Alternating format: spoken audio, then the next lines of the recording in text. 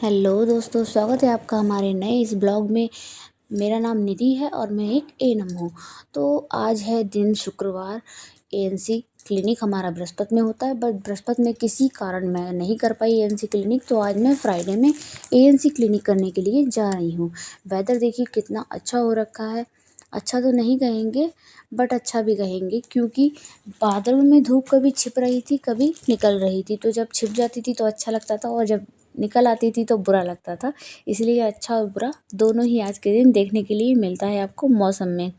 उसके बाद देखिए हरियाली आपको कितनी अच्छी लग जाती है, और स्कूटी आप चलाते हैं तो उसमें आपको एक अलग ही मज़ा आता है स्कूटी चलाने का। मुझे तो आता है भाई, पता नहीं किसी को आता है या नहीं आता है, क्योंकि स्कूटी अपने आप से ही चलती है, कुछ नहीं करना पड़ता, आपको सिर्फ रेस देना है और कुछ भी नहीं करना है। उसके बाद देखिए ये हम फिर से अपने पुराने रास्ते से ही जाएंगे, जबकि न्यू बन चुका है। हम फिर भी पुराने से ही जाना प्रेफर करते हैं। उसके बाद देखिए हम पहुंच जाते हैं अपने अलीनगर शुमाली यानी कि गांव के रास्ते पर, जिस गांव में आज हमें एएनसी क्लिनिक के लिए जाना है। उसके बाद हम पहुंच जाते हैं अपने स्कूल, जहां बैठकर आज हम एएनसी क्लिनिक करेंगे आंगनवाड़ी केंद्र में। तो यहाँ आशा आंगनवाड़ी आ चुकी थी, सारा सामान सेट हो चुका था। गर्मी कितनी लग रही थी, मैंने आके सारा अपना उतारा, ग्लव्स उतारे, फिर सामान सारा सेट मैंने करा। उसके बाद देखिए सारा मैंने सामान सेट कर लिया है। आयरन, कैल्शियम, फॉलिक एसिड है, परिवार नियोजन का सामान है, बीपी इंस्ट्रूमेंट है, कार्ड हैं, सब कुछ यहाँ पर रखा हुआ है। और ये है मेरा एक छोटू सा पंखा, जो मैं आपको पहले भी दिखा चुकी हूँ, जिसके भरोसे ही मैं बैठ पाती हूँ, वरना गर्मी में कैसे बैठ पाएंगे। फिर लाभार्थियों का आना शुरू हो जाता है, लाभार्थी आना शुरू करते हैं। मैं उनका बीपी देखती हूँ, बीपी देखने के बाद उनसे बातें करते हैं, उनसे उनका हालचाल लिया जाता है, क्योंकि ये सब काम भी एक एएनएम का ही है, उसका हालचाल लेना। उसके बाद मैं लेंसेट निकाल के जो उसके प्लकर में फिट कर देती हूँ। उसके बाद हम इनकी पेट की जांच करने के लिए इन्हें पर्दे के पीछे ले जाते हैं, वहाँ इनकी पेट की जांच कर लेते हैं। वैसे तो मेरे पास डॉपलर भी है, बट डॉपलर मैं कभी नहीं लेकर जाती हूँ, तो फिर स्टेथोस्कोप से भी पेट की जांच कर लेती हूँ। क्या आप लोग पेट की जांच स्टेथोस्कोप से कर लेते हैं? कर लेते हैं तो बताइएगा कि क्या आपको साउंड सुनाई देता है, क्योंकि अब तो मुझे आ गया है करना, पहले मुझे साउंड सुनाई नहीं देता था फीटल का। उसके बाद देखिए दूसरे लाभार्थी हमारे आ जाते हैं, तो वो फ़ोन में मुझे अपनी रिपोर्ट दिखा रहे थे। तो क्योंकि मैंने कह रखा है इन सब से कि आप जब भी आओ, अगर आप कोई भी प्राइवेट रिपोर्ट करवाते हैं, अल्ट्रासाउंड करवाते हैं, तो आप उसको साथ लेकर आइए। तो ये भूल गई थी, तो इनके हस्बैंड मुझे फ़ोन में रिपोर्ट दिखा रहे थे।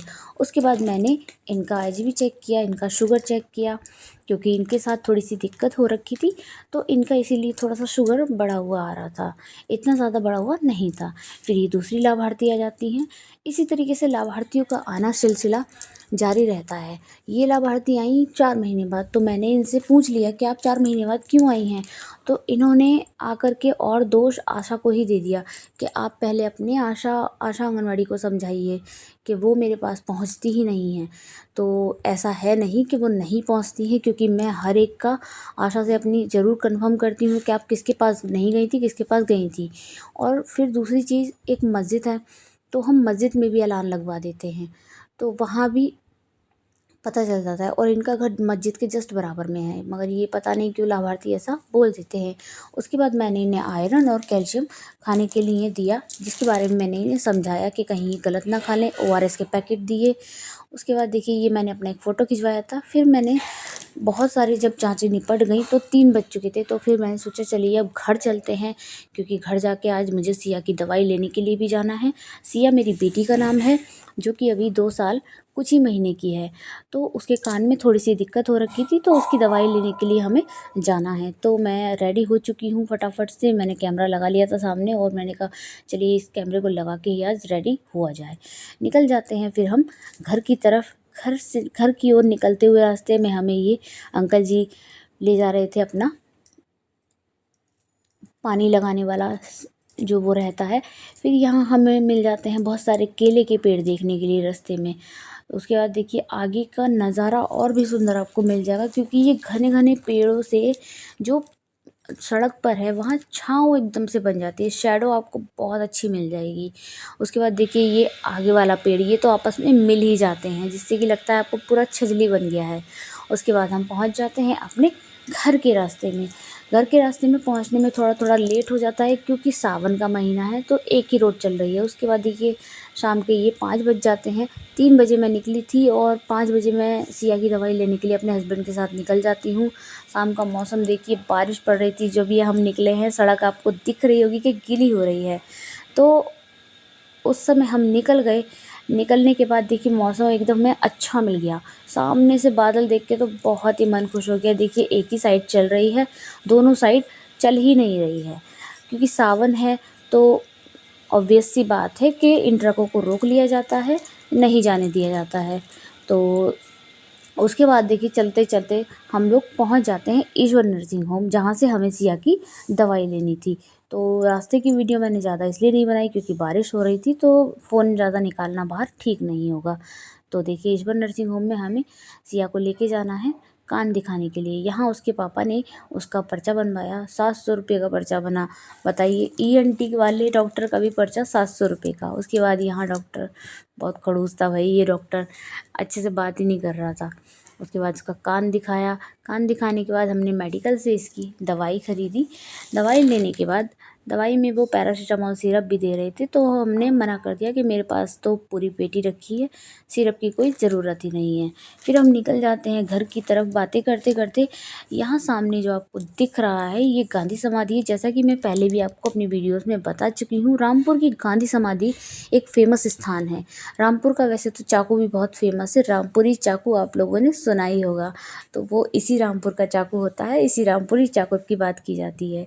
ये समाधि के पास देखिए कितना अच्छा इन लोगों ने बना रखा है, सारा फ्लावर फाउंटेन सब कुछ बहुत अच्छा बना रखा है।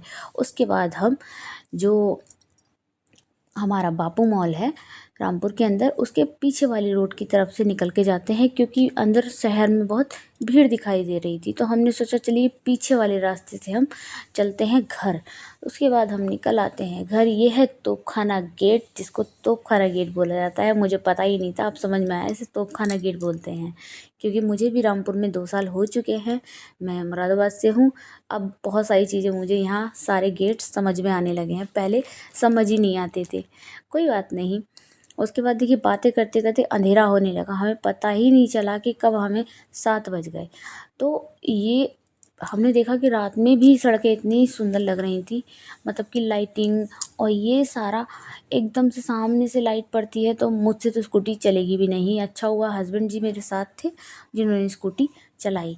उसके थोड़े ही देर बाद फिर हम पहुंच जाते हैं अपने घर। और देखिए ये सारी लाइटें कितनी अच्छी लग रही हैं। और जैसा कि मैंने बताया ही था कि रामपुर डिस्ट्रिक्ट जो है हमारा, यहाँ चोरों का बहुत सुनने में आ रहा है कि चोर आ रहे हैं, चोर आ रहे हैं।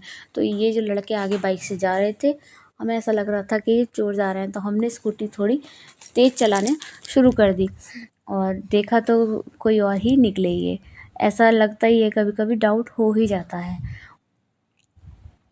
लाइटिंग बहुत अच्छी हमें दिखाई दे रही थी। उसके बाद हम पहुंच जाते हैं अपने घर। वीडियो पसंद आए तो वीडियो को लाइक करें, चैनल को सब्सक्राइब करें। बाय।